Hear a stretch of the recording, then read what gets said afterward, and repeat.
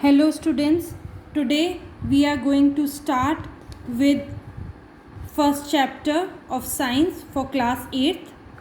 First chapter, the topic is crop production and management. कृषि उत्पादन और उसका देखरेख. So, starting with the introduction. Science that deals with the growth of plants and animal for human use is called agriculture. तो जो science है जो plants की ग्रोथ एनिमल्स के बारे में बताता है that is called as agriculture. इसको हम कृषि भी बोलते हैं. तो इसमें हम सीखेंगे कि कितने टाइप की फसलें होती हैं, हम उनका उत्पादन कैसे करते हैं, हम उसकी सॉइल की तैयारी कैसे करते हैं, बीज कैसे बोते हैं, कौन कौन सी फसलें होती हैं, किस सीज़न में होती हैं, और उसका मैनेजमेंट कैसे कर सकते हैं, उसका देखरेख कैसे कर सकते हैं. तो ये सारा knowledge will be getting in this chapter. So starting with the first paragraph. Cultivation of crops and rearing of animals have undergone tremendous advantage during the last century.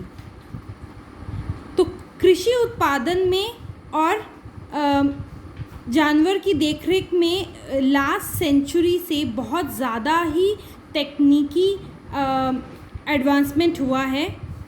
और the reason human population has been tremendous factor. In order to provide food for the increasing population, regular production, proper management and distribution of food is necessary. तो जैसा कि आप सब जानते हैं कि हमारा पॉपुलेशन दिन पर दिन बहुत ज़्यादा इंक्रीज़ होता जा रहा है.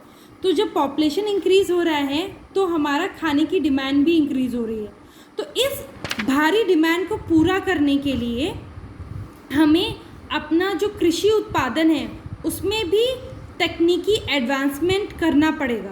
तो हमने ये चीज़ देखा है कि लास्ट सेंचुरी में we have undergot tremendous advancement and the reason is the increase in demand due to the increase of population. Okay, coming to the next paragraph. Crop production is a branch of agriculture that deals with growing crops for use of food and fibres.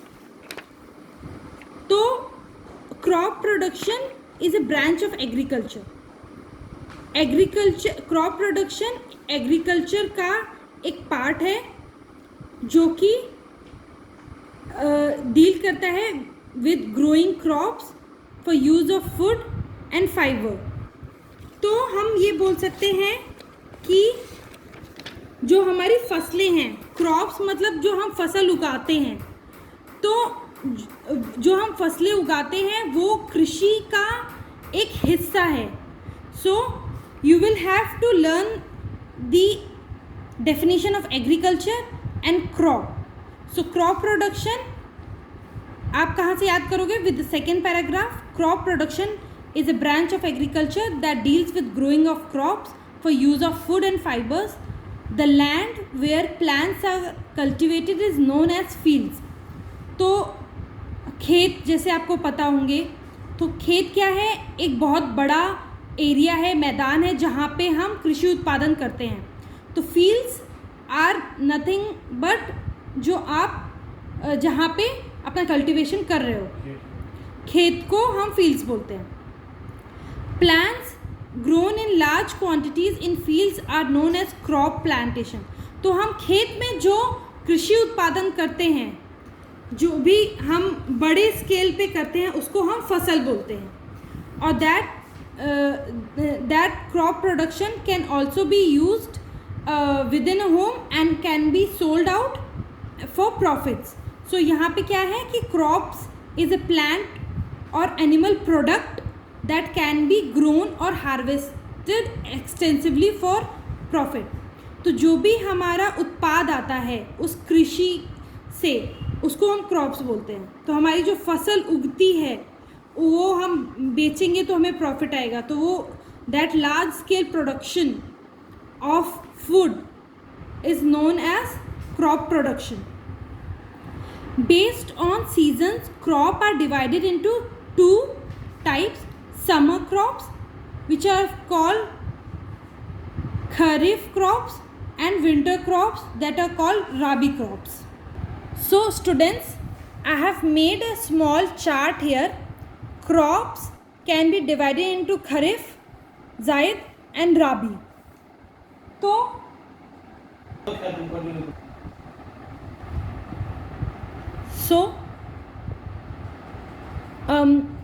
Kharif crops हम बोते हैं जून और जुलाई में. राबी crops हम बोते हैं अक्टूबर और नवंबर में. हार्वेस्टिंग, जो हम क्रॉप्स की कटाई करते हैं, जो हम अपनी फसलों की कटाई करते हैं, उसको हार्वेस्ट बोलते हैं. And that is for kharif it is done in September to October, and rabi crops के लिए we do in March and April. So what are the requirements for kharif? उनको ज़्यादा पानी चाहिए होता है और हॉट टेम्परेचर चाहिए होता है. राबी के लिए जब हम सीड्स को डालते हैं तो हमें वार्म टेम्परेचर चाहिए होता है, ना ज़्यादा गर्मी होनी चाहिए, ना ज़्यादा ठंड होना चाहिए. पर जब वो ग्रो कर रहे हैं तो ठंडी का मौसम चाहिए होता है. सो फॉर एग्ज़ाम्पल वीट को जब हम उसके सीड्स बोते हैं तो हम अक्टूबर या नवंबर में बोते हैं, because that whether is warm. और उसकी कटाई हम मार्च में करते हैं और वो ठंडी के सीज़न में ग्रो होता है. नाउ देयर इज ऑल्सो जायद क्रॉप्स, जो मार्च और जून के महीने में बिटवीन खरीफ एंड राबी के बीच में जो हम फसल उगाते हैं उनको हम जायद क्रॉप्स बोलते हैं. फॉर एग्ज़ाम्पल कुकुम्बर, खीरा, पम्पकिन, कद्दू, मूंग दाल, बिटर ग्राउंड, लौकी, तोरई, वाटरमेलन, तरबूज. खरीफ के एग्जाम्पल्स हैं rice, groundnuts, maize, cotton, pulses, दालें. Okay, so coming to the chapter. Kharif crops are grown during summer. These are summer crops and between June, July and harvested by September, October. These crops are require lot of water and hot weather to grow. Rice, groundnut, maize, cotton, pulses are some of the kharif crops. Coming to rabi crops. Rabi crops are grown in winter between October to November, harvested by March. These crops require warm climate for germination. Germination मतलब उसके seeds को फूटने में, germination of seeds, and maturation and cold climate for growth. उसकी climate को जो cold climate है वो require होता है growth के लिए. Wheat, barley, mustard, potato, peas are some of the common rabi crops. Zaid crops grown between March, June, between rabi and kharif seasons. These are easy maturing crops. ये बहुत कम time में mature हो जाते हैं. For example cucumber, bitter ground, pumpkin, watermelon, muskmelon, moong dal. तो आपको ये photo हम भेज देंगे. ये photo clearly explains that what are the months during which these crops are cultivated and harvested, what are their requirements and what are the examples. तो ये आपको याद करना होगा. एग्रीकल्चर क्रॉप की डेफिनीशन याद करनी होगी. हम इस चैप्टर की फ़ोटो आपको सेंड कर देंगे, जिसको देख के आप इनकी डेफिनीशंस को याद कर सकते हैं. Okay, proceeding further. अभी what are agriculture practices? Activities required to perform for the cultivation of crop are referred as agriculture practices. तो हम जो भी अपना एक कृषि या फसल को उगाने के लिए हम जो भी गतिविधियाँ करते हैं, जो भी हम स्टेप्स लेते हैं, उनको हम एग्रीकल्चर प्रैक्टिसेस बोलते हैं. These activities include preparation of soil. तो जब हम कोई फसल उगाने जाते हैं तो हम सबसे पहले क्या करते हैं कि हम उस खेत की मिट्टी को जो हम फसल बोने वाले हैं उसके लिए प्रिपेयर करते हैं. हम फिर सीड को सोते हैं, हम सीड उसमें डालते हैं, फिर हम उसमें खाद डालते हैं. खाद मीन्स फर्टिलाइजर्स या मैनुअल, और फिर हम उसमें पानी देते हैं, उसका एग्रीकल्चरेशन करते हैं. फिर हम प्रोटेक्ट फ्रॉम वीड्स, हम उसको किसी भी कीटनाशक से उसको बचाते हैं. और फिर हम उसकी कटाई करते हैं, which is called harvesting, and then we store that. और हम उसको उन फसलों को स्टोर करते हैं. तो यहाँ पे मैंने एक स्टेप बाय स्टेप प्रोसेस बनाया है कि एग्रीकल्चर प्रैक्टिसेस में क्या क्या करते हैं. सबसे पहले प्रिपरेशन ऑफ सॉइल, फिर सोइंग ऑफ सीड्स, फिर एडिंग मैन्योर और फर्टिलाइजेशन, फिर एग्रीगेशन, फिर protection from weeds, harvesting and storage. ठीक है. तो ये एक पेज में वी समराइज कि what are the things which we have learned in this particular first page. Now coming to soil preparation. तो सबसे पहले हमें अगर किसी चीज़ की खेती करनी है तो हमें उसका सॉइल को प्रिपेयर करना पड़ेगा. Soil preparation is the first step to be followed when we start irrigation, and it is usually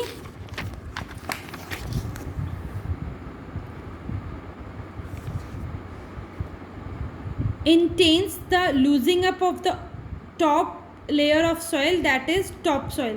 तो जो खेत होते हैं उसमें से सबसे ऊपर सतह होती है मिट्टी की, उसको हम टॉप सॉइल कहते हैं.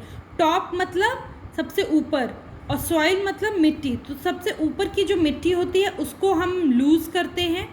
तो हम उसमें हल चलाते हैं या ट्रैक्टर से उसको खेती करते हैं ताकि उसकी टॉप सॉइल लूज़ हो जाए. Plants absorb water, nutrition from the top soil through their roots. तो जो भी plants हैं वो mainly जो top soil होता है उससे ही nutrients और water को observe करते हैं. Loosened soil also helps in the growth of earthworm and microbes present in the soil.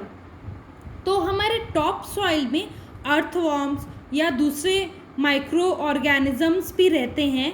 वो क्या करते हैं, वो उस सॉइल को नेचुरल न्यूट्रिएंट्स प्रदान करते हैं. तो उससे भी हमारा जो प्रोडक्शन है क्रॉप्स का वो अच्छा होता है. Earthworm are also called friend of farmers.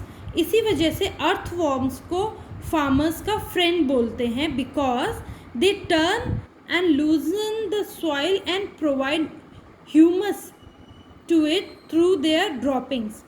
तो जो हमारा अर्थवॉर्म होता है वो न्यूट्रिएंट्स प्रोवाइड करता है, इसलिए that is a natural nutrients provider.